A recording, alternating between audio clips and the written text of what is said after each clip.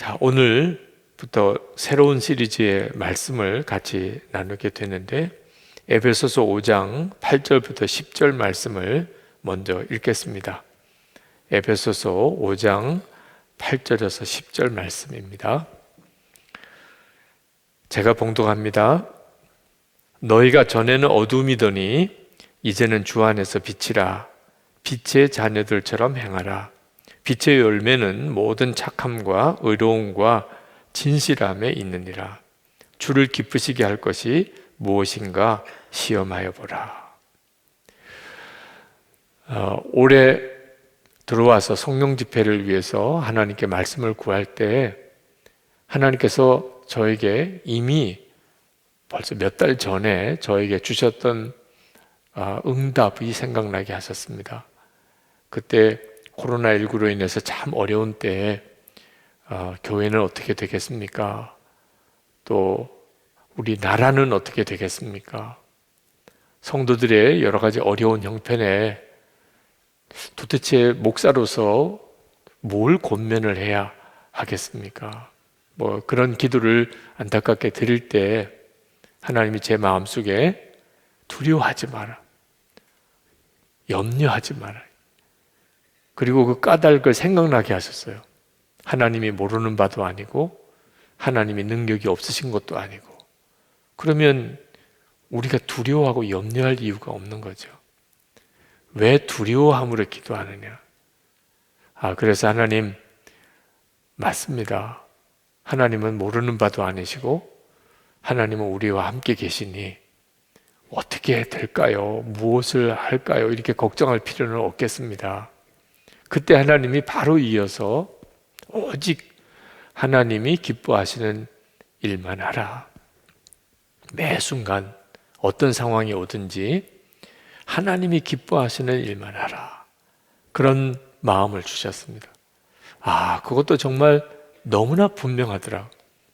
그렇지, 하나님이 기뻐하시는 게 뭘까? 그 생각만 하고 살면 되는 거지.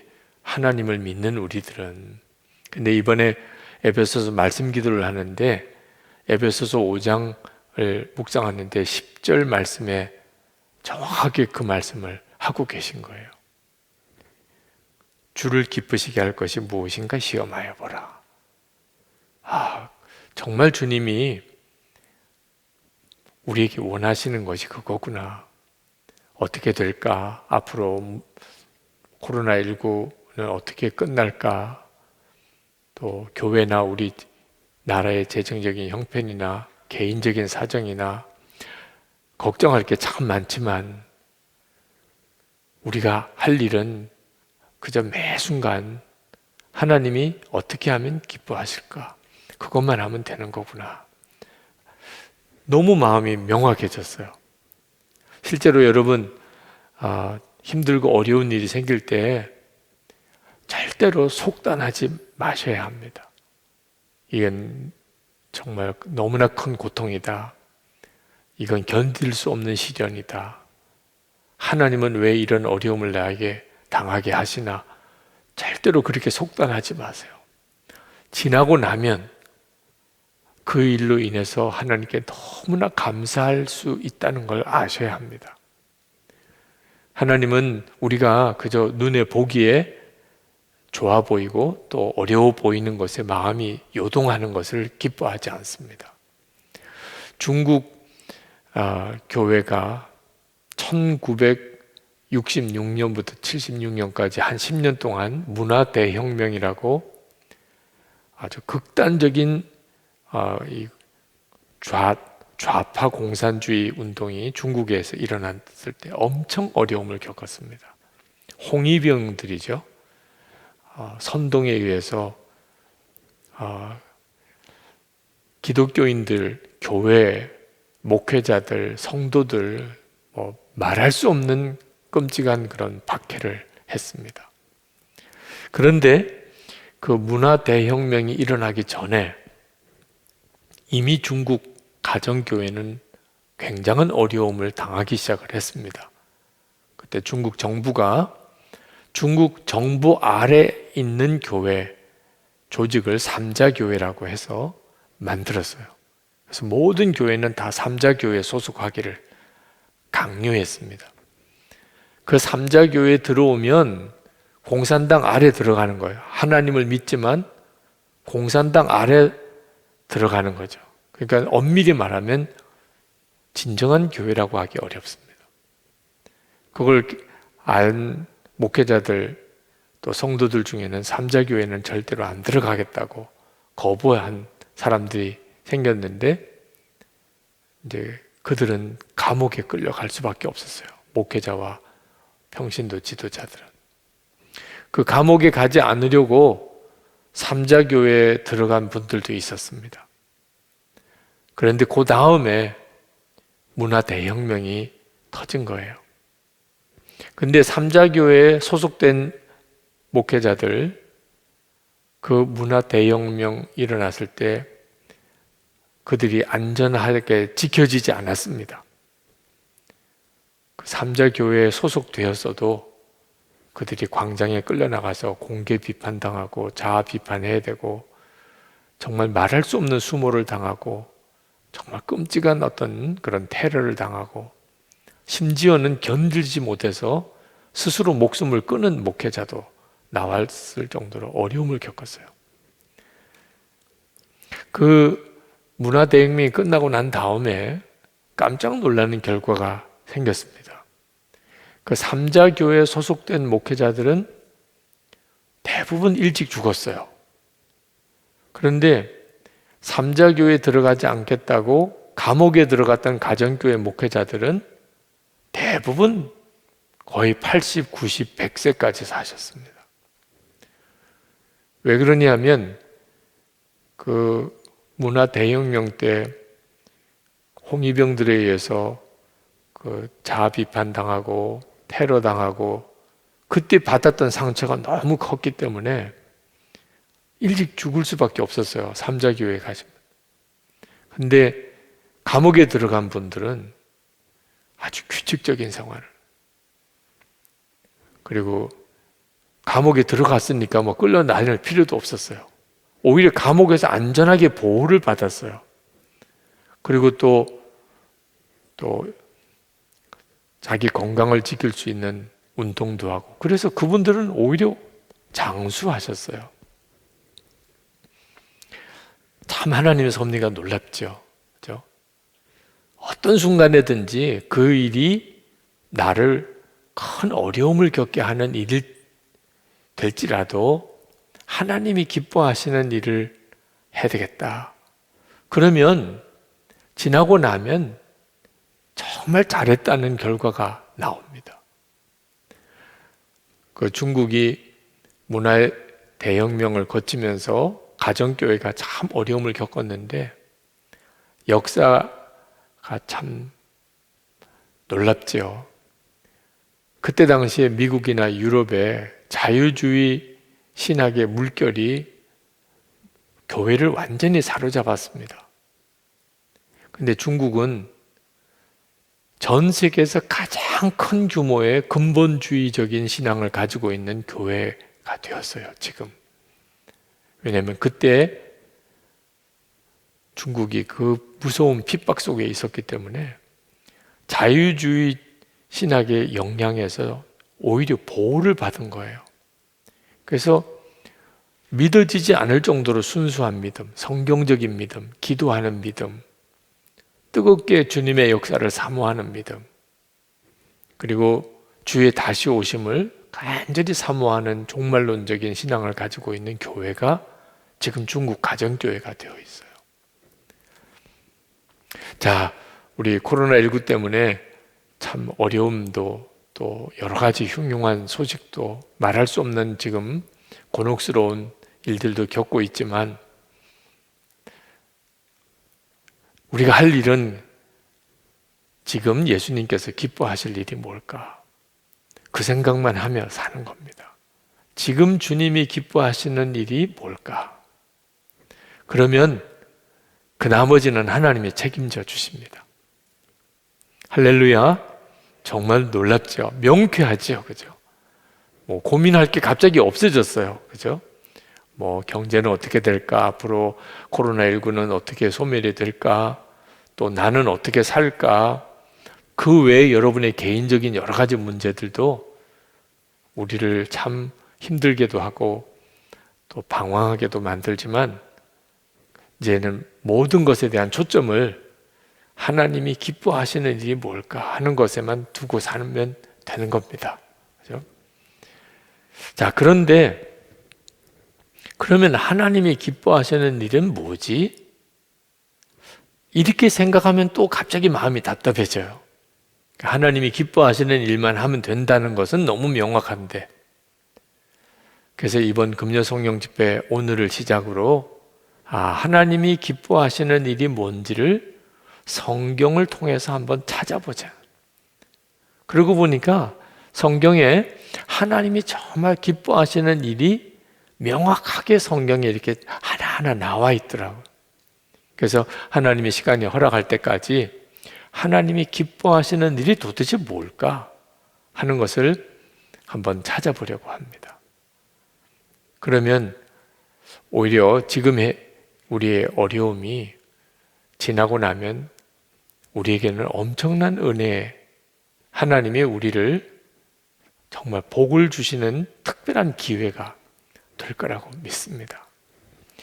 사도 바울이 하나님이 기뻐하실 것이 무엇인가 시험하여 보라, 그렇게 말씀하시기 전에 하신 말씀이 있어요. 오늘 에베소서 5장 8절 9절에 있는 말씀입니다. 10절에 하나님이 기쁘시게 할 것이 무엇인가 시험하여 보라. 그리고는 그 전에 말씀하신 거예요.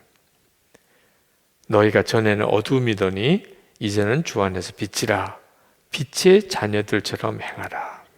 그러니까 하나님이 기뻐하시는 일이 뭐냐면 빛의 자녀들처럼 행하는 거예요. 그 빛의 자녀들처럼 행하는 것은 도대체 어떻게 행하는 거냐? 9절에 모든 착함과 의로움과 진실함에 있느니라. 그러니까 하나님이 우리가 착하고 의롭고 진실하게 행동하는 것을 기뻐하신다. 그러면 이제 그렇게 살면 되는 거죠. 그죠? 그 세계 제2차 대전 때 정말 독일이 유대인들을 말할 수 없이 핍박하고 학살하는 끔찍한 죄를 지었는데, 그때 네덜란드 사람이었던 코리 텐 붐 여사가 그 유대인들을 돕다가 함께 체포가 되어서 수용소에서 정말 끔찍한 일을 겪었고, 그 언니가 거기서 죽죠.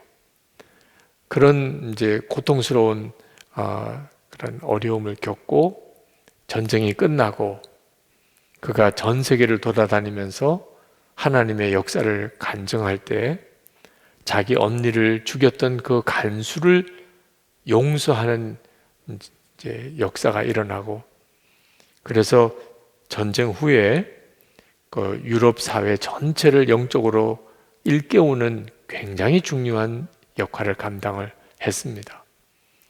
아마 여러분들도 많이 아실 거예요.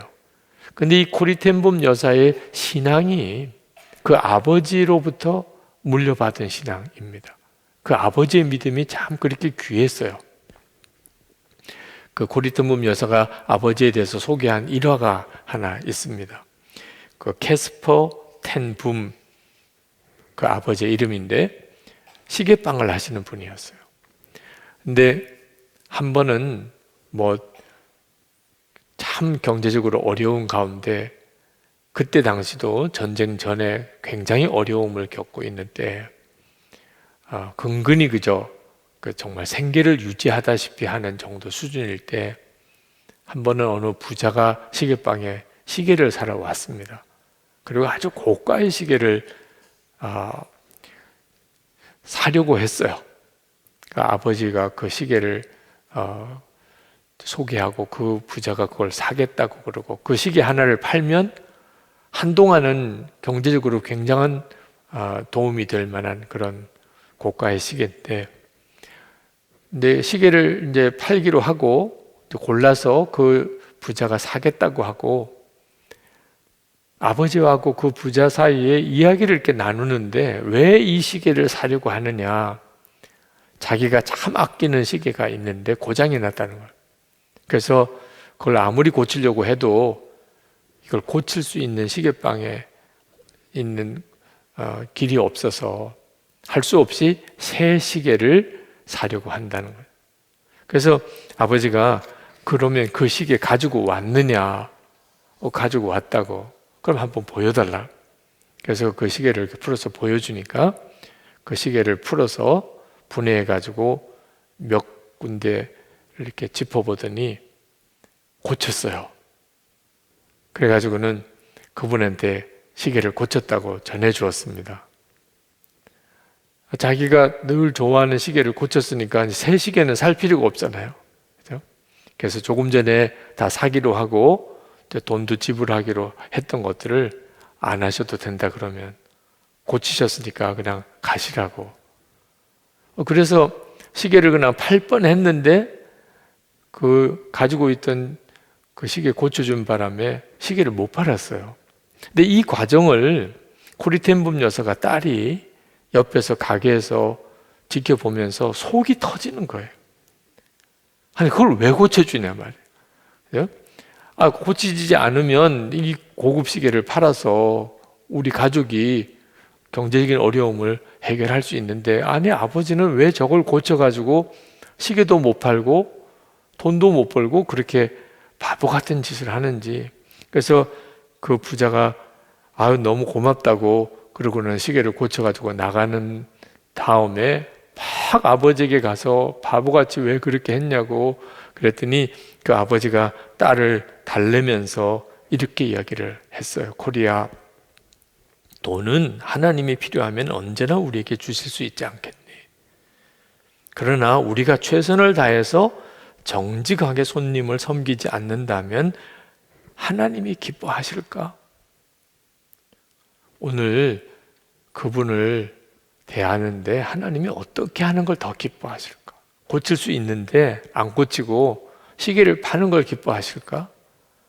조금만 손 보면 고쳐지는 걸 고쳐서 그분이 그 시계를 좋아하는 시계를 계속 사용하도록 하는 것을 기뻐하실까? 코리아, 우리 그리스도인은 돈을 벌기 위해 사는 사람들이 아니란다. 하나님을 기쁘시게 하기 위해 사는 사람이란다. 아버지가 그랬던 이야기를 나중에 책에서 그가 고백을 했어요. 하나님은 우리가 이렇게 하기를 기뻐하신다는 거죠. 그렇게 어려운 주제 아니죠. 네. 문제는 나도 그렇게 할 수 있느냐 하는 겁니다. 착함과 의로움과 진실함으로 모든 상황에서 행동하는 것. 그게 나에게 손해가 되든지 이익이 되든지 상관없이 비록 내게 손해가 될지라도. 그래서 코리텐붐 여사가 유대인들을 도왔던 거예요. 하나님이 기뻐하실 거라고 생각했으니까. 그런데 그것 때문에 그가 오히려 수용소에 끌려가서 언니는 거기서 비참하게 죽고 본인도 말할 수 없는 수치스러운 그런 일을 겪고 끔찍한 세월을 보냈죠. 그러나 그 뒤에 그 일로 인해서 하나님은 굉장한 영광을 받으셨습니다. 여러분은 착하고 의롭고 진실하십니까? 만약에 떳떳하게 그렇다고 말을 못하겠다면 내가 착하고 정말 의롭고 진실한가? 누구도 여러분의 자세한 사정은 모르지요. 여러분만 알지요. 여러분의 마음속에 그렇다고 말할 수는 없어. 갑자기 부끄러운 어떤 일이 생각나요. 여러분만 알고 있는 어떤 비밀스러운 일. 그러나 주님이 알고 계시죠. 그래서 떳떳하게 그렇다고 말을 못하겠다면 그렇다면 이번 기회에 여러분이 아주 명확해야 합니다. 코로나19가 문제가 아닌 거예요.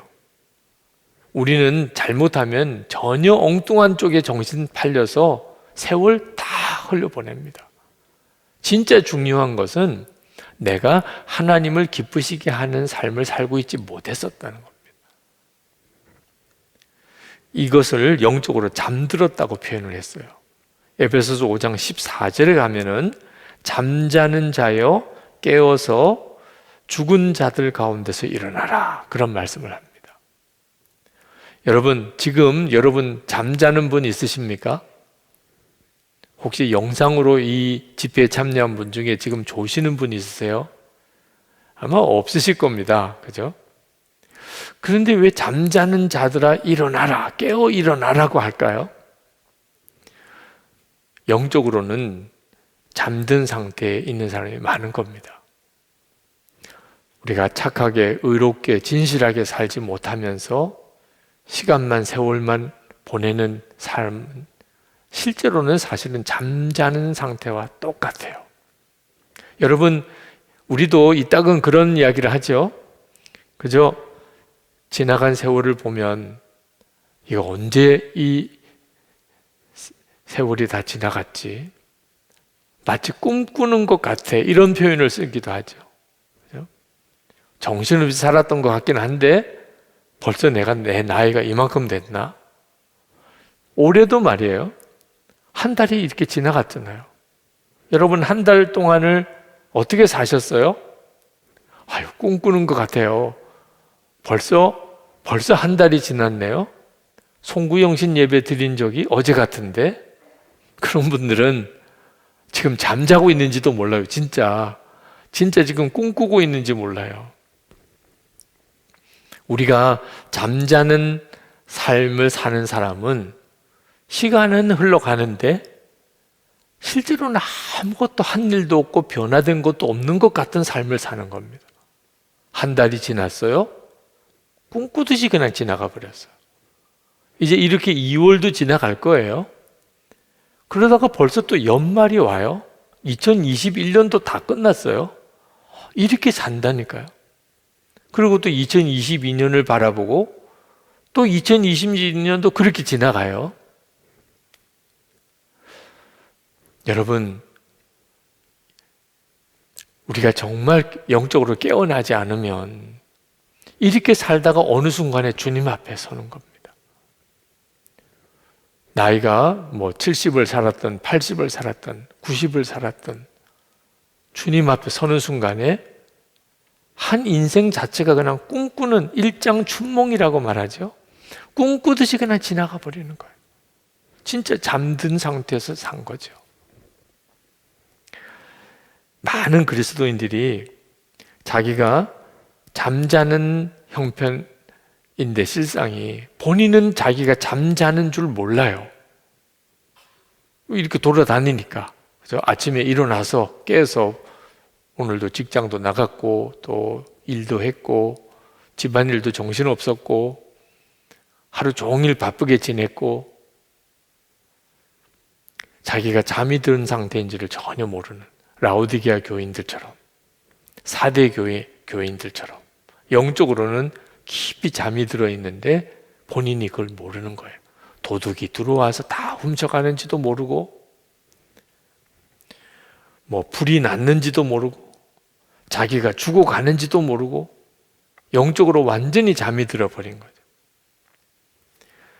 예수님께서 잠잔다고 우리에게 말씀하시는 것은 예수를 믿는 사람이나 예수 안 믿는 사람이나 실제 삶에서는 전혀 다를 게 없어요.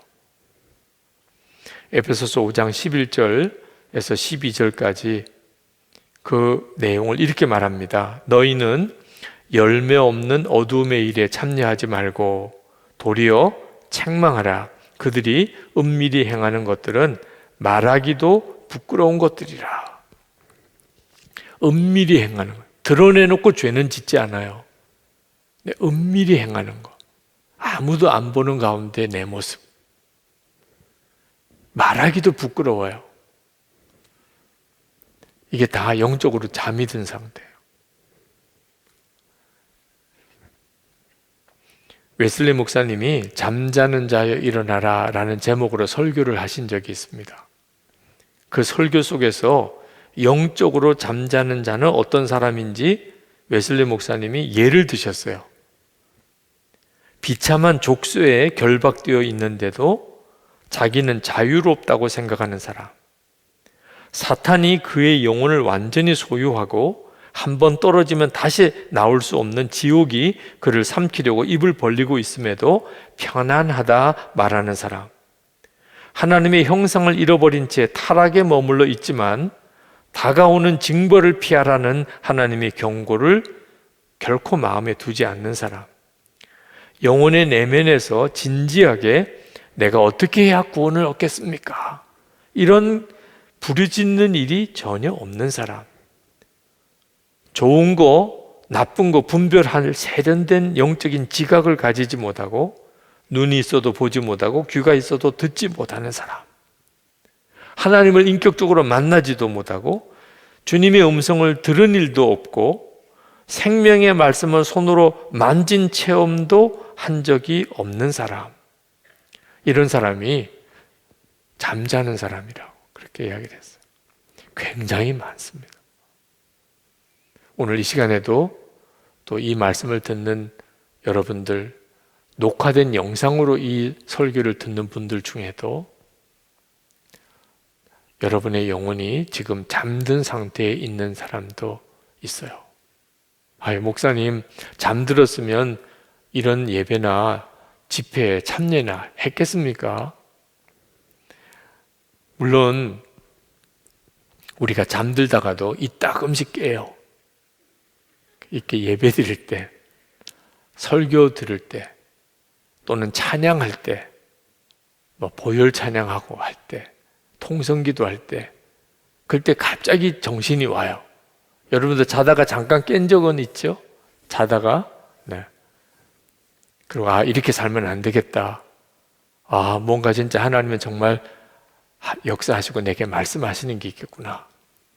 그리고 정말 내가 이제는 바로 살아야 되겠다고 마음에 단단히 다짐을 하고 잠깐 깬 거예요. 근데 문제는 그 예배가 끝나고 집회가 끝나면 다시 자는 거예요.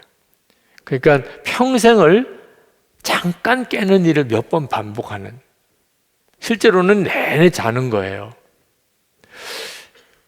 지금도 그 정도 수준에 있으신 분들, 오늘 성령 집회 때 잠깐 깨신 분,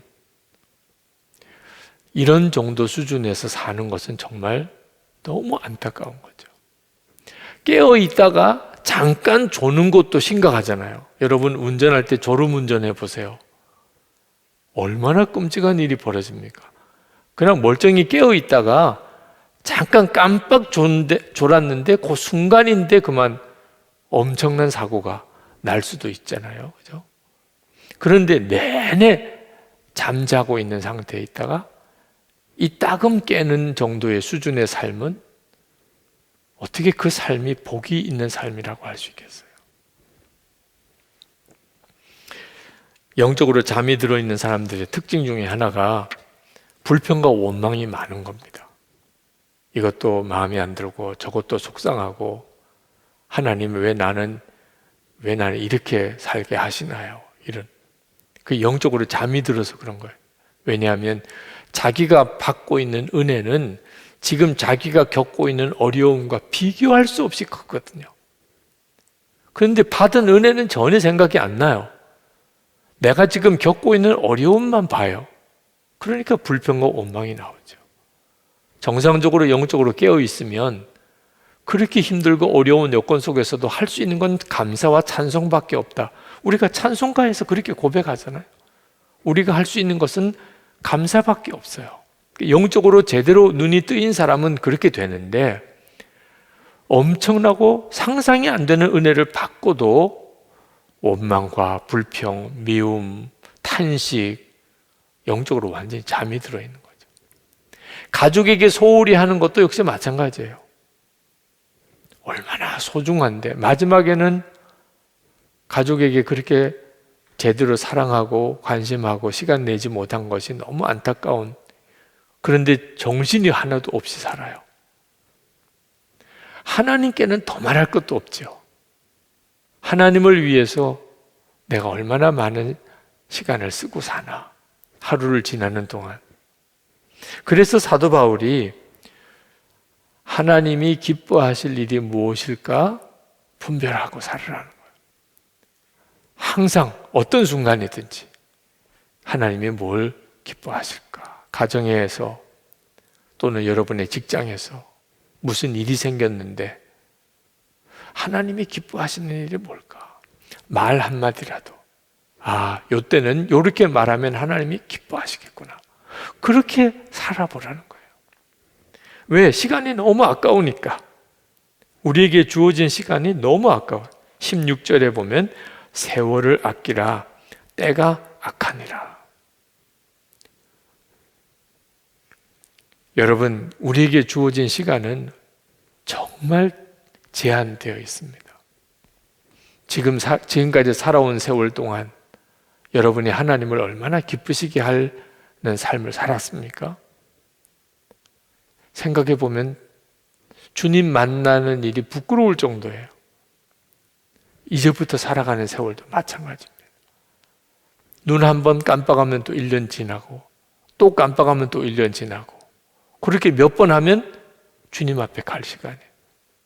내 사진이 영정사진으로 걸리고 사람들이 와서 장례 치르고 그리고 내 인생은 끝나게 돼요. 그러니 진짜 세월을 아끼라는 겁니다. 그러면 어떻게 영적으로 깨어서 빛의 자녀처럼 그렇게 살 수 있을까요? 그게 이제 오늘 정말 중요하죠. 붙들고 정말 기도해야 될 일입니다. 빛이신 주님을 바라보는 겁니다. 에베소서 5장 14절에 잠자는 자여 깨어서 죽은 자들 가운데서 일어나라. 그렇게 하시고는 그 뒤에 그리스도께서 너에게 비추이시리라. 여러분이 영적인 잠에서 깨어나는 것은요, 주님을 생각하고 바라보는 데서 일어나는 사건이에요. 여러분이 영적인 잠에서 갑자기 깨어나는 것. 가정은 여러분에게 있어서 너무나 무거운 짐이고 답답하기만 하고 기쁠 일이 하나도 없고 그 영적으로 잠이 든 상태니까 그런 상태에 그렇게 느껴지는 거예요. 그런데 주를 바라보면 갑자기 영이 깨어나요. 그렇게 답답하기만 하고 그렇게 고통스럽게만 하고 근데 영적인 눈이 깨어 보니까 하나님이 나에게 주신 너무나 귀중한 기회예요. 가족들을 섬기고 그리고 끝까지 믿음의 본을 보이고 그리고 사랑할 수 있는 정말 둘도 없는 기회예요. 어려움이 없었다면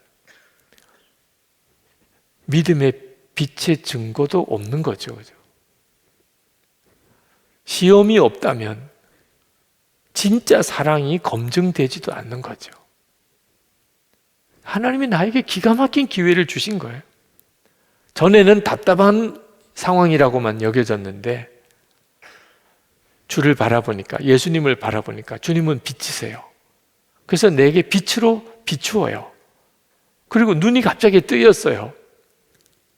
직장에서 그렇게 속썩이기만 하는 사람들, 주변 사람들이 다 알아요. 그 사람이 악하고 내가 피해자라는 걸. 그런데 그때 주님이 눈을 열어주시면 그 원수같이 나에게 대하는 그를 정말 주님의 사랑으로 섬길 기회를 주신 거예요. 그래야 주변 사람들이 다 예수 믿는 사람은 왜 좋은지를 알 수가 있는 거예요. 도대체 저 사람에게 있는 저 용서와 사랑의 능력은 어디서부터 오는 건가? 그럴 기회를 주신 거잖아요. 주님이 빛으로 비춰주지 않을 때는 그저 그 사람은 나를 괴롭히기만 하는 원수 같은 사람이었어요. 근데 주님이 빛을 비춰주시고 나니까 그 사람을 통해서 주변에 있는 모든 사람에게 복음의 능력, 진짜 하나님을 믿는 자의 그 빛이 드러나게 하시는 놀라운 방법이죠.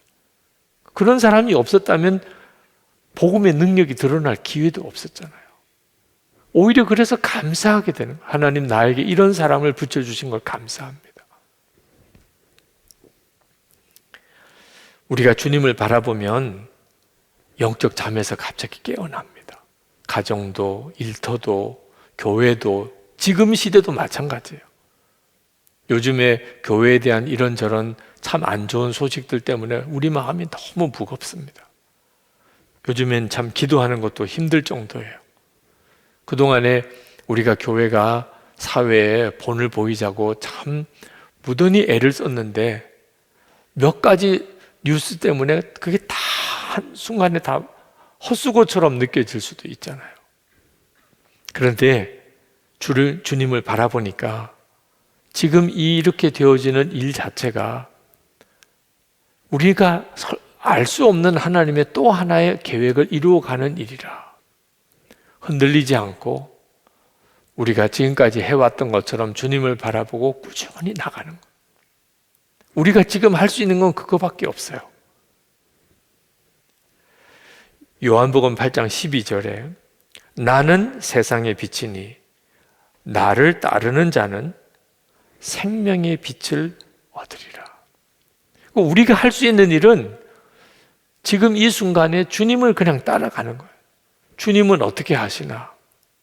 아마 여러분 중에 힘들고 답답한 일이 많고 너무너무 어려운 중에 오늘 그냥 성령 집회나 가야 되겠다.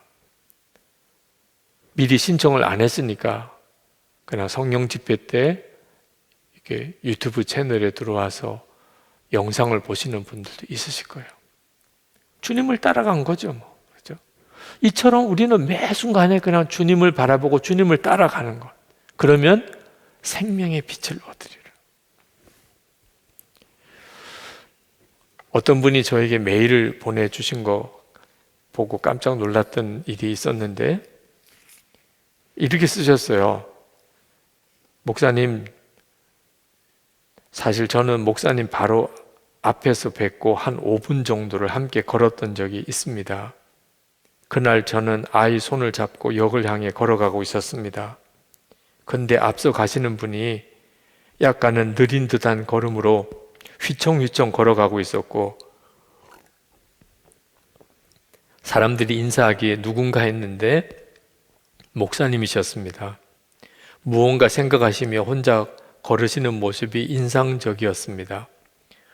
저는 따르고 싶은 선배님으로 생각하고 있었기에 앞서지 않고 길이 갈라지는 순간까지 숨 죽이며 목사님 뒤에 있었지요. 아주 소름이 끼치더라고요. 네.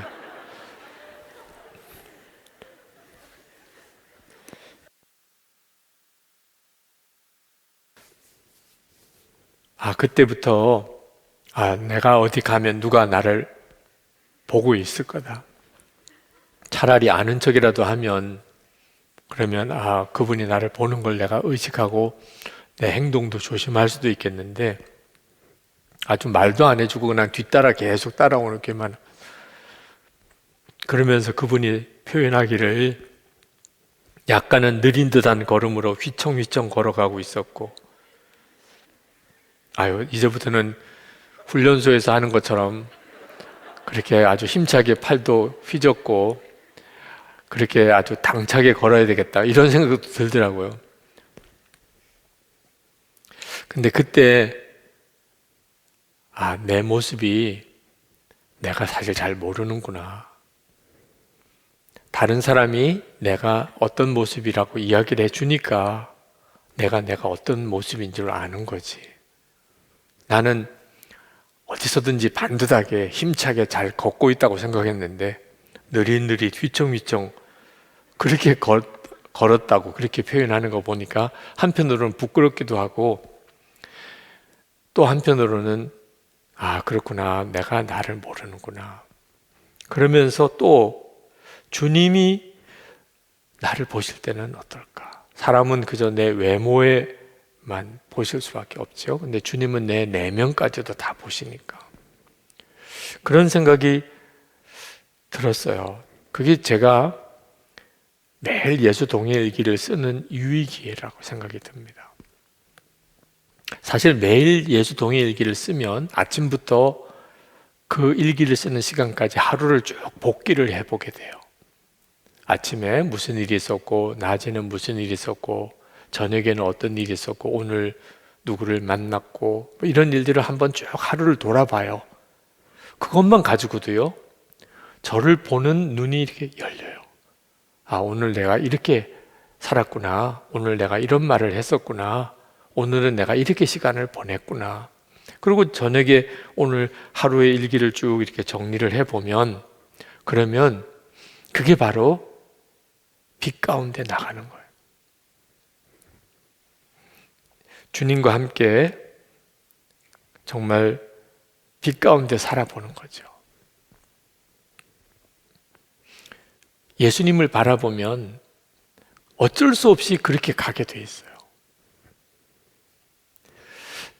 그냥 일기를 혼자서만 쓴 거하고 일기를 나눈 방에서 이렇게 나누는 거하고는 또 엄청난 차이가 있습니다.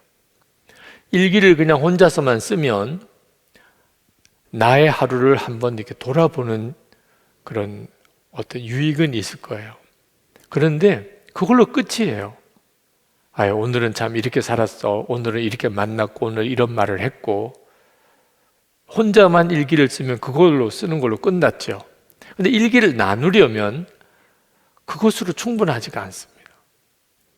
그러면 그날 내가 살았던 내 삶을 붙잡고 하나님께 기도하게 돼요. 그래서 회개할 건 회개하고 고칠 거는 고치고 그 가운데서 감사가 깨달아지고 그리고 나누게 돼요. 다른 사람에게 나의 하루를 이렇게 공개한다는 것은 나를 완전히 다시 다듬어 가게 됩니다. 그래서 예수 동의 일기는 빛 가운데 걷는 삶이에요. 저는 10년 동안 예수 동의 일기를 쓰면서 주님이 빛의 자녀들처럼 행하라. 그게 가능하다는 생각을 하게 됐어요. 우리가 늘 거울을 보면서 지내죠. 그러니까 우리가 이렇게 서로 얼굴을 볼 수 있는 거예요. 만약에 여러분 아침에 일어나서 지금까지 거울을 한 번도 안 보셨다고 하면 아마 다른 사람이 보기에는 굉장히 민망할 거예요. 여러분도 집에 돌아가 보면 내가 이 모습하고 오늘 교회까지 갔다 왔단 말이야. 이렇게 아마 당황스러울 겁니다. 하루 종일 거울을 안 봤으면 머리가 엉클어지고 뭐 여기에 새 둥지가 만들어지고 그리고 여기 얼굴에 뭐가 묻어 있고 아주 보기가 참 민망할 거예요. 하루만 거울을 안 봐도요. 그 정도라면 예를 들어서 한 일주일쯤 거울을 안 보고 살았다. 그러면 아마 다니면 사람들이 계속 돌아볼 겁니다. 한 달 동안 거울을 안 보고 살았다. 그러면 아마 옆에 사람들이 안 오려고 할 거예요. 우리가 우리의 외모만 가지고도요, 이렇게 늘 거울을 보고 사는 거하고, 그리고 전혀 거울을 보지 않고 사는 거하고는 엄청난 차이가 있습니다. 우리의 마음과 생각까지 주님 앞에서 늘 비추어 보고 사는 사람, 그렇게 늘 사는 사람하고 자기 자신의 내면을 전혀 살펴보지 않고 그렇게 그냥 하루를 지나고는 피곤하면 쓰러져 자고 바쁘게 살다가 저녁에 그냥 뉴스 보다가 또는 텔레비전 보다가 그러다가 또 씻고 그냥 자고 그렇게 산 사람하고 삶이 똑같을 수가 없어요. 빛 가운데 늘 산 사람과 전혀 빛 가운데 자기를 돌아보지 않고 산 사람은 그렇게 1년, 2년, 3년 지나고 나면 삶이 완전한 차이가 벌어지게 돼요. 우리가 어떻게 하면 빛의 자녀처럼 살 수 있을까요? 주님 앞에서 끊임없이 나를 비추어 봐야 돼요. 오늘도 마찬가지입니다. 이 일을 정말 꾸준히 해야 돼요. 미국의 유명한 방송 설교자였던 짐 베이커 목사님, 아주 미국에 엄청난 영향을 끼친 분입니다. 그런데 그분이 죄를 짓고 감옥에 갔어요. 그리고 나는 잘못되었다라는 책을 출간을 했습니다. 그의 책에서 그는 이런 말을 하고 있어요. 방송을 통해 유명한 목사가 되고 3,000명의 직원을 두고 1년에 1억 9천만 달러라는 예산으로 200개 채널의 텔레비전 방송국을 통하여 일을 할 때에 정말 바빴습니다.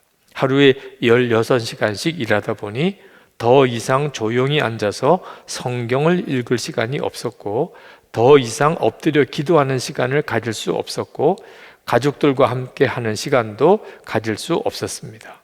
그때 유혹이 찾아왔는데 나는 그것을 반격하여 물리칠 수 있는 아무런 무기도 영역도 하늘의 도움도 얻을 수가 없었습니다. 여러분, 매일 주님 앞에서 나를 돌아보는 일, 이 일은 해도 되고 안 해도 되는 일이 아니에요.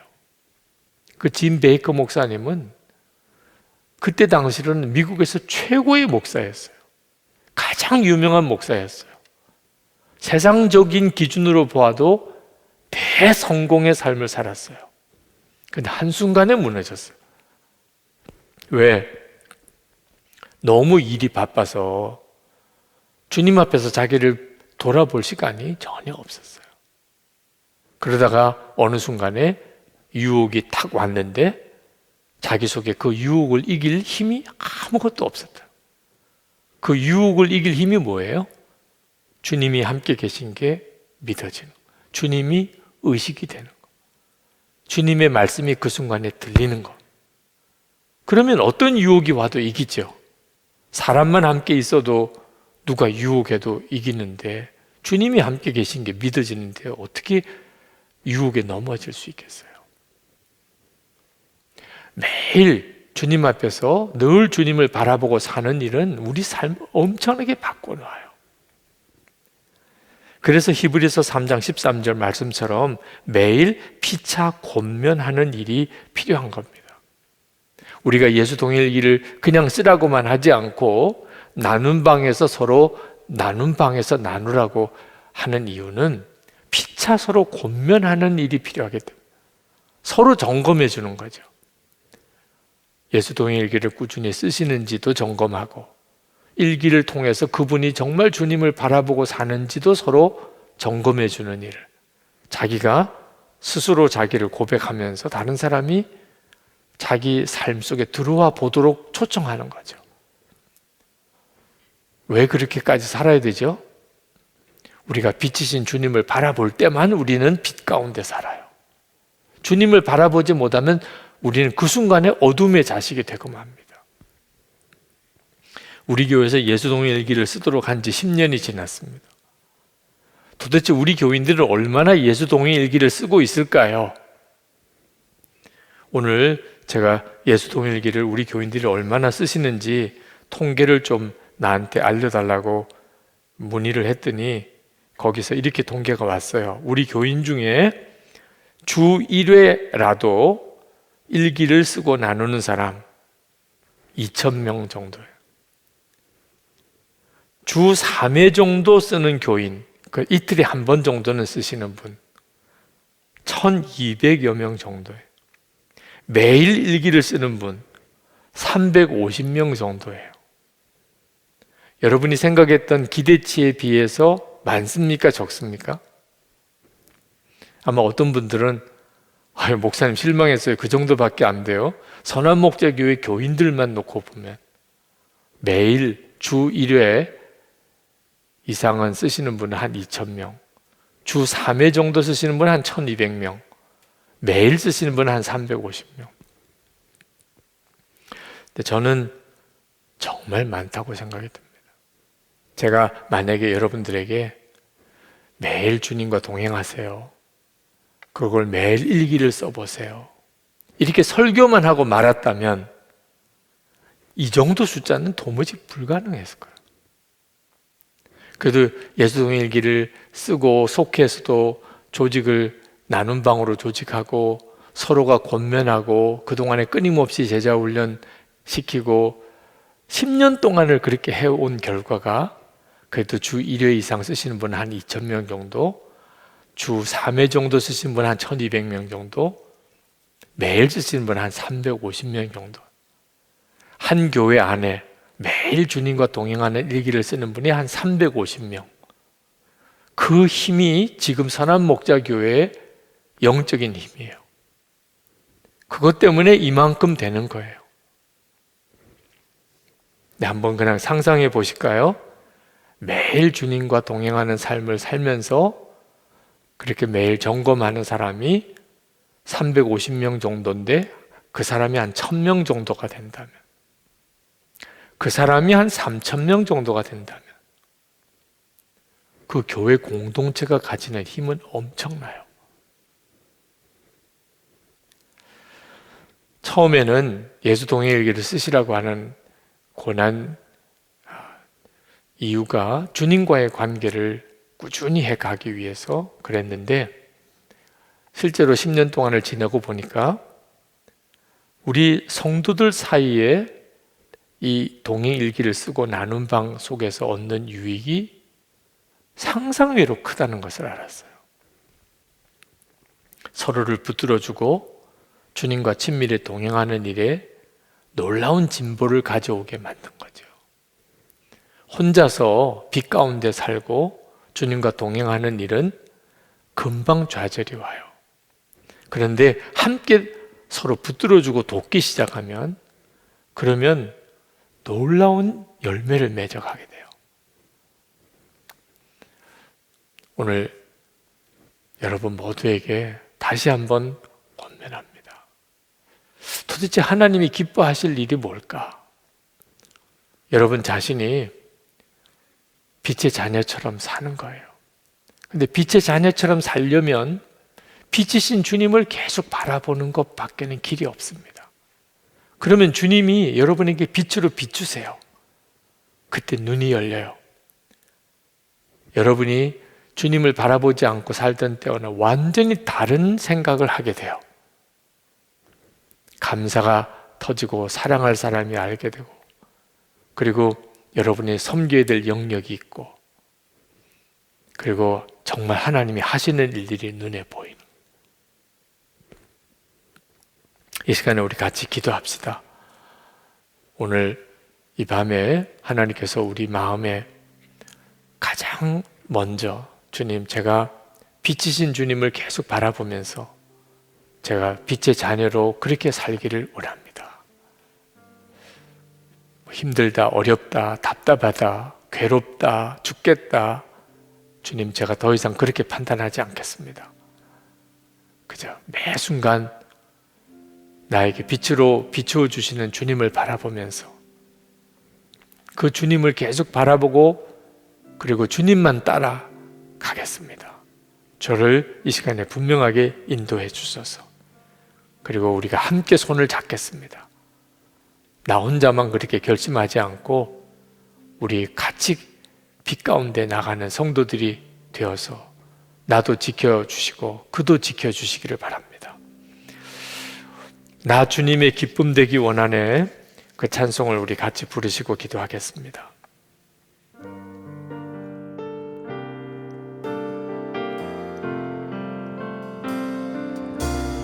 나 주님의 기쁨 되기 원하네. 내 마음을 새롭게 하소서. 새 무대가 되게 하여 주사. 주님의 빛 비추게 하소서. 겸손히 내 마음 드립니다. 겸손히 내 마음 드립니다. 나의 모든 것 받으소서. 나의 맘 깨끗게 씻어주사. 주의 길로 행하게 하소서. 내가 원하는 한 가지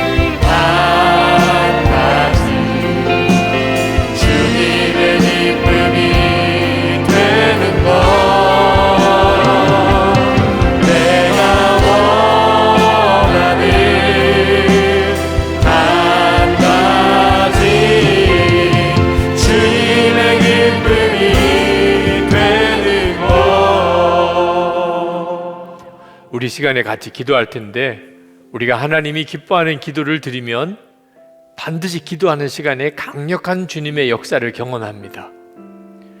앞으로 어떤 일이 일어날지, 내가 어떤 형편 속에서 살게 될지 모르지만 오직 하나님이 기뻐하시는 것만 제가 하기를 원합니다. 그 기도가 오늘 첫 번째 기도입니다. 지금 여러분 여러 가지 형편이 다 다르겠지만 한 가지만 기도하십시오. 하나님, 주님이 기뻐하시는 그것을 하겠습니다. 주님이 기뻐하시는 그 일만 하며 살기를 원합니다. 우리 다 같이 통성으로 기도하겠습니다. 은혜와 사랑이 충만하신 아버지, 놀라우신 하나님의 은혜, 하나님의 역사를 인하여 감사를 드립니다. 하나님의 놀라우고 하나님 그 신대를 찬양한 주님 불러주소서. 하나님의 역사를 도와여 주소서. 하나님, 주님이 원하시는 길로 가겠습니다. 주님이 기뻐하시는 길로 가겠습니다. 어려운 길이든 하나님 그 길로 인해서 하나님 사람들이 조롱할지라도 하나님 불가능한 일처럼 보일지라도 주님이 기뻐하시는 일 충분합니다. 주님이 기뻐하시는 일만 만족합니다. 주님이 기뻐하시는 길을 끝까지 가겠습니다. 주님 그 일에 대하여 주님 더 분명하게 알게 해주시고 하나님 더 확신을 주시고 하나님 더 분명하게 이끌어 주셔서 마음의 무거운 짐을 다 내려놓습니다. 하나님 우리가 하나 해결할 수 없는 것들을 주님 앞에 다 내려놓습니다. 주님이 원하시는 것, 주님이 기뻐하시는 길로만 온전히 가게 해주셔서 주님이 원하시는 길로만 온전히 나아가게 해주셔서 주님이 기뻐하시는 길로만 온전히 행하게 해주옵소서. 주님 감사합니다. 하나님 역사해 주실 줄 믿습니다. 아버지 감사합니다. 주님의 인물이 되는 것. 오늘 하나님은 우리에게 주님이 기뻐하시는 것이 무엇인지를 명확하게 말씀하셨어요. 가정에서나 직장에서나 교회에서나 우리가 착하고 의롭고 진실하게 사는 겁니다. 하나님 그렇게 하겠습니다. 제가 어떤 일을 하든지 누구를 만나든지 오직 기준은 그게 착한 것인가, 의로운 것인가, 진실한 것인가. 그러면 저는 충분합니다. 주님이 그것을 기뻐하시니 손해를 볼지라도 저는 그렇게 가겠습니다. 여러분의 지금 상황 속에 무엇이 도대체 착하고 어떻게 하는 게 의롭고 어떻게 하는 게 진실한 것인지 그거 하나만 기준입니다. 주님이 그 기준으로 여러분에게 말씀하실 거라고 저는 확신합니다. 이렇게 하라. 이것이 내가 갈 길이다. 이것이 내가 기뻐하는 길이다. 오늘 주님의 인도함을 잘 받으시고 여러분에게 지금 주어진 상황에서 주님이 여러분을 이끄시는 것을 정확히 깨닫게 되기를 바랍니다. 주님, 제가 착하고 의롭고 진실한 그 일을 하겠습니다. 기도합시다. 은혜와 사랑에 충만하신 하나님, 놀라운 하나님 크신 하나님 감사합니다. 하나님의 말씀 우리 가운데 그대로 이루어지기를 원합니다. 하나님의 뜻이 우리 가운데 그대로 성취되기를 원합니다. 하나님의 살아계심이 분명하게 드러나게 되기를 원합니다. 나의 주님, 나의 하나님, 그 은혜를 더욱 감사하시는 놀라우신 주님, 그대로 도와주시는 하나님 앞에 여기 하나님 우리의 남으시기 하나님 앞에 진실하게 서기를 원합니다. 하나님이 기뻐하는 뜻대로 세워지게 되기를 원합니다. 하나님의 능과 손에 붙어봐 주시기를 원합니다. 하나님의 은혜에 힘으로 삼아주시기를 원합니다. 사랑과 은혜가 충만하신 주님, 오늘도 하나님 온전히 씻어서 온전히 살려주셔서 하나님 온전히 붙잡아 주셔서 유벽의 손에서 같이 해서 깊은 은혜로 인도해 주시고 주님 도우셔서 하나님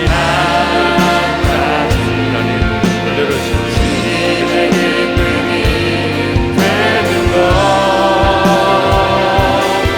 내가 원하는 한 가지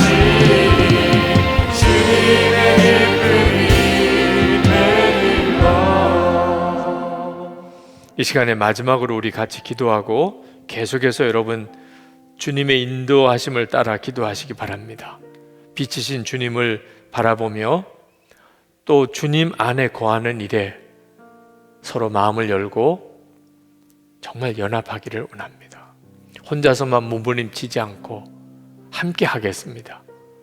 끊임없이 우리가 서로에게도 마음을 열고 주님을 향하여도 마음을 여는 것처럼 나눈 방에서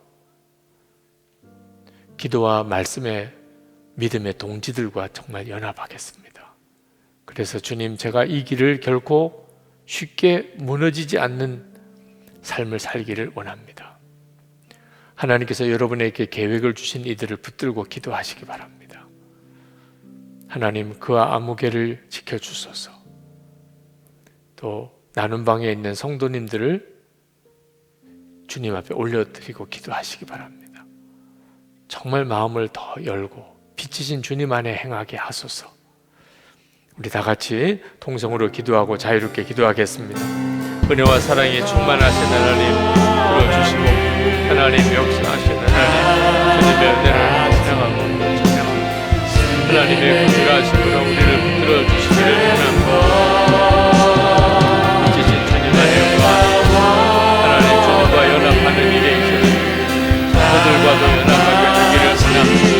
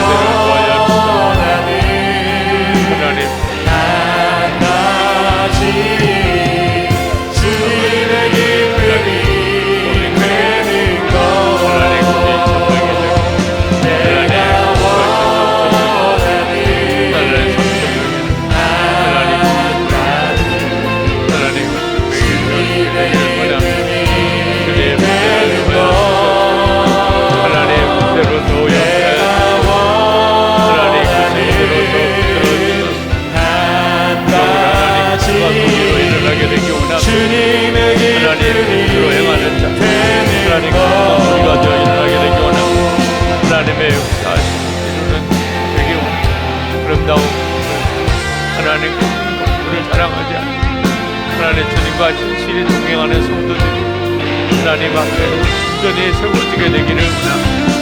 우리가 진실로 주님 안에 가운데 행하는 진실한 성도들의 무리로 변하게 되기를 원합니다.